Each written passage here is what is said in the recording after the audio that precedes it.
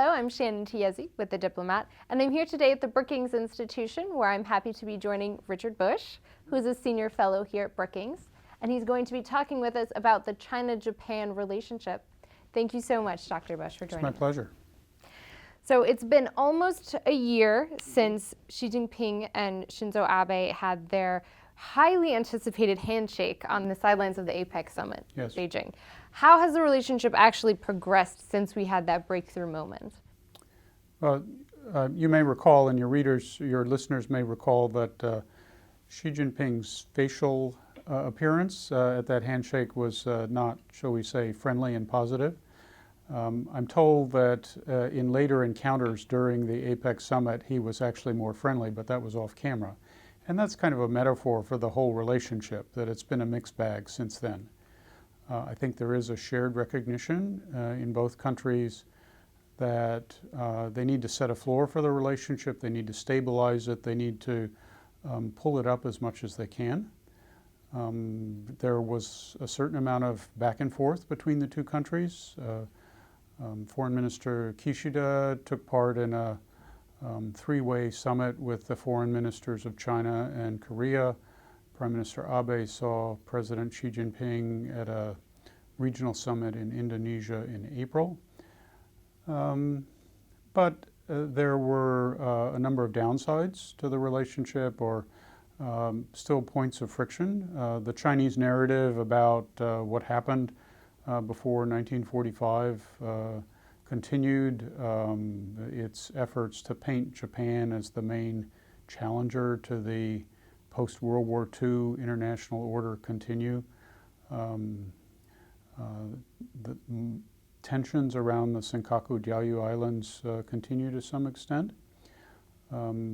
We had the issue of the Asian Infrastructure Investment Bank, where it was a big Chinese initiative, and Japan chose, probably for good reasons, to stay out. The intentions were good, but the follow-through and the ability to make it all happen hasn't been as much as expected.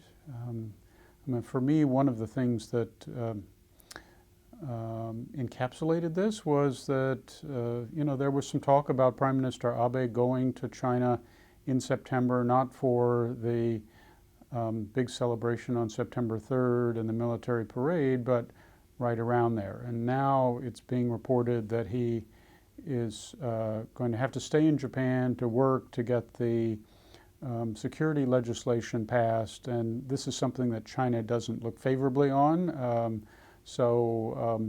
They will read this as a negative signal. Well, let's talk a little bit about the security legislation. China, as you said, is not pleased with this. It sees this as potentially a return to the sort of militarism that preceded World War II.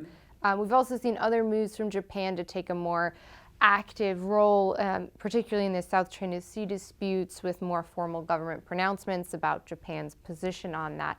How are these factors affecting the China-Japan relationship? Well, this is probably the area of greatest friction, and there is a somewhat reflexive response on China's part to Japanese initiatives in the security field, and which only elicits warnings about the revival of militarism and so on.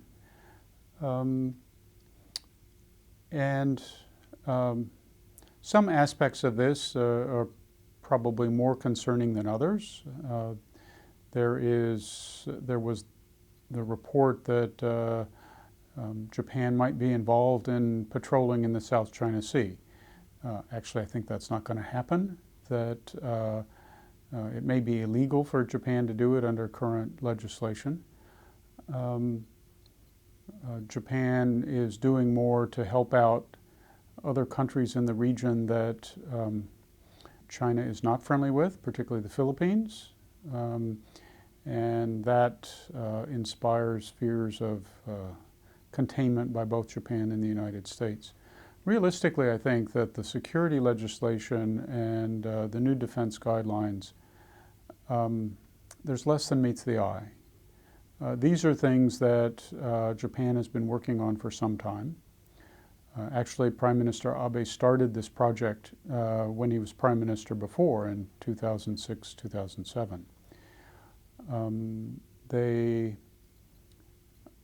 mainly make the U.S.-Japan alliance more of a real alliance. These are things that the United States has wanted for some time.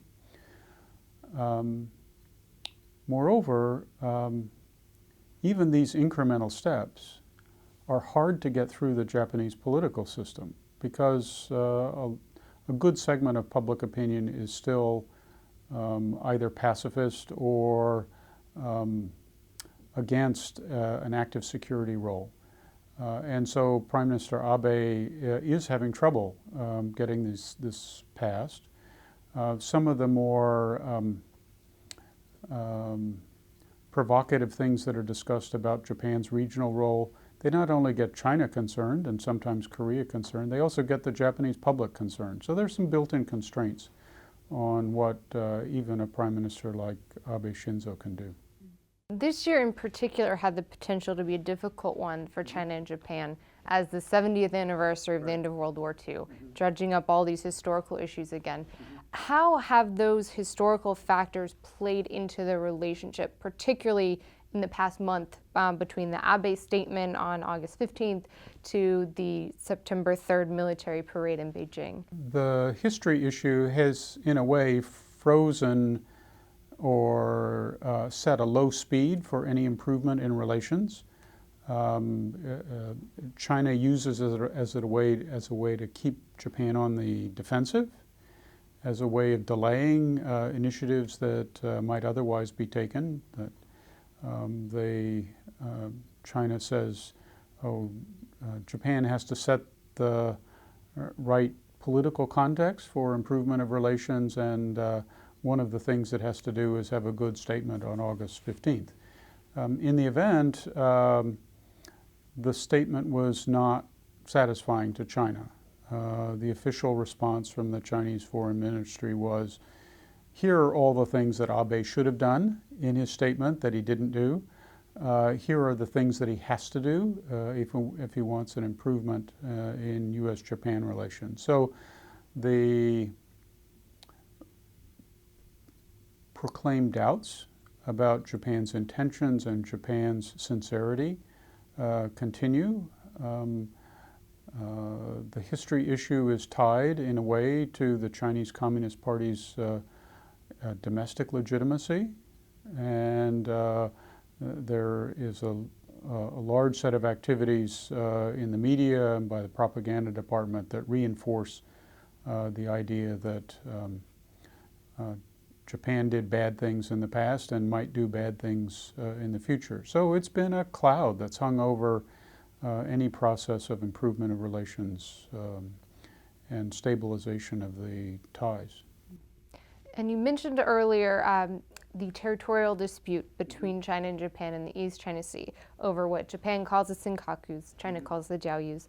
That hasn't quite gone away, although it's faded from the public consciousness quite a bit since the relationship began thawing out a bit. So what is going on in the East China Sea right now? Okay.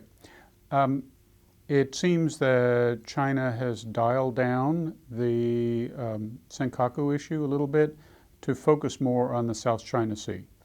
And its more intense activity has been concerning the Spratly Islands. But the Senkakus are still there, and China continues to exert a certain degree of pressure over what it calls the Diaoyu Islands. Unlike a couple of years ago when China on a very regular and unpredictable basis had its Coast Guard vessels penetrate the territorial waters of Japan around the Senkaku Islands, it is doing this now on a more predictable basis. And so every 10 days this will happen and it gets reported, but it makes Japan less nervous. And they're not at such a high state of alert, the Coast Guard. And so that has stabilized a little bit, but it's still sort of dangerous. If China picked up the tempo again, there is the danger of some kind of physical clash, as there has been in the past. And my fear is that if there were a clash, then the situation would spiral out of control because the crisis management skills of each country are not terrific. And then the United States gets pulled in because we acknowledge and affirm that the Senkaku Islands are within the territorial scope of our treaty obligations to help defend Japan. So there's been a theory that China and Japan are so important to each other economically that neither government will let the relationship get too bad. And particularly now when people are worried about China's economy struggling, when Japan's economy is still growing sluggishly, is that a factor in the relationship, that they need economic ties with each other so they're willing to overlook some of the difficulties? I think I would agree with you in that the economic relations provide a floor against the relationship getting too bad. I'm not sure how firm the floor is, and I'm not sure how much of a bounce it gives. I think that the movement away from tension and friction is less certain these days than it was 15 years ago, 20 years ago. Before that, it really was the bulwark of the relationship. But as political and security relations have deteriorated over the last 2 decades, the economy is not the ballast that it once was.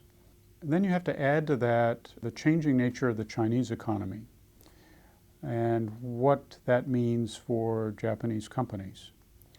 I think that if and when China is able to carry out its domestic economic reforms, move more towards a consumer-based economy, innovation-based economy, that is all to the good for Japanese companies that want to sell in the Chinese market, and a number do. The question for them is, what is going to be China's approach to issues like technology transfer? Will these companies that have really excellent technology have to transfer more than they really want to be able to continue to produce and sell in China? For Japanese companies that use China as a platform for exports to third economies, that is getting more and more difficult. And so, again, it's a mixed bag. Well, thank you so much Sure. for talking us through China-Japan relations. Okay, no, my pleasure. And thank you for tuning in. Once again, I'm Shannon Tiesi with The Diplomat.